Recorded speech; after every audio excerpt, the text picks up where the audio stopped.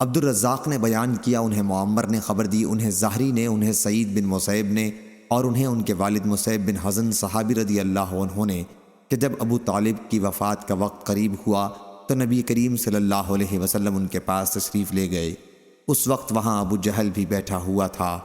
حضرت صلی اللہ علیہ وسلم نے فرمایا، چچا، کلمہ لا الہ الا اللہ ایک مرتبہ کہہ دو، اللہ کی بارگاہ میں آپ کی بخشش کے لیے ایک یہی دلیل میرے ہاتھ آ جائے گی۔ اس پر ابو جہل اور عبداللہ بن ابی امیہ نے کہا، اے ابو طالب، کیا عبد المطلب کے دین سے تم پھر جاؤ گے؟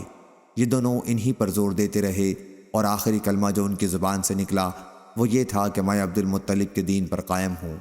پھر حضرت صلی اللہ علیہ وسلم نے فرمایا کہ میں ان کے لیے اس وقت تک دعائے مغفرت کرتا رہوں گا جب تک مجھے اس سے منع نہ کر دیا جائے گا۔ چنانچہ سورہ برات میں یہ آیت نازل ہوئی، نبی کے لیے اور مسلمانوں کے لیے مناسب نہیں ہے کہ مشرکین کے لیے دعائے مغفرت کریں، خواہ وہ ان کے ناتے والے ہی کیوں نہ ہوں۔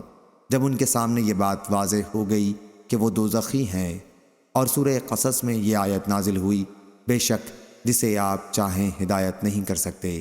صحیح بخاری حدیث نمبر 3884۔